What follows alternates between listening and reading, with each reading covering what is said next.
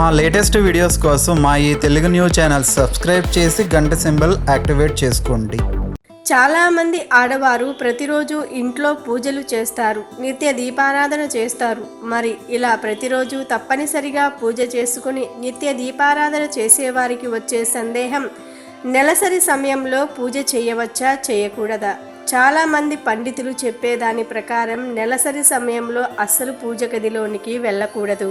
అపవిత్రంగా ఉన్న 5 రోజుల పాటు కూడా దేవుడిని పూజించకూడదు. అలాగే దీపం కూడా వెలిగించకూడదు.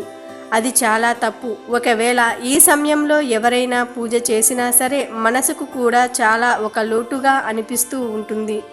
నేను పవిత్రంగా లేను కదా, స్వామివారికి దీపం పెట్టి ఎలా స్వామివారి పాదాలను ముట్టుకోను, అమ్మవారిని ఎలా పూజించను అని మనసుకు అనిపిస్తుంది.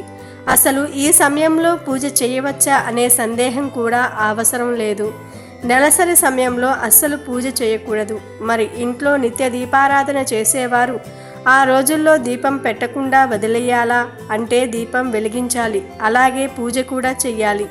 ఇంట్లోని ఆడవారు చేయకుండా వారి భర్తతో కానీ లేదంటే వారి పిల్లలతో కానీ చెయ్యమని చెప్పాలి. నిత్య దీపారాధన చేసేవారు దీపం పెట్టడం అస్సలు ఆపకూడదు.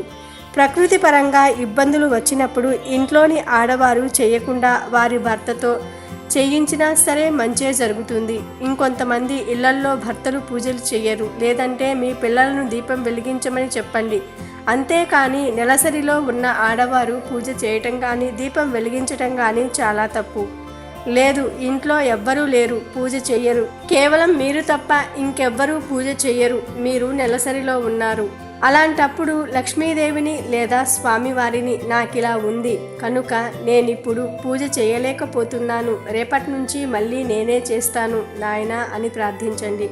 లేదా అమ్మవారి పాదాలను పట్టుకొని ప్రార్థించండి. దీనిలో ఎటువంటి తప్పు లేదు. కానీ నెలసరి సమయంలో పూజ చేశారంటే కొన్ని జన్మల దరిద్రం వస్తుంది, పాపం కూడా చుట్టుకుంటుంది. కనుక ఈ సమయంలో అస్సలు పూజ చేయరాదు.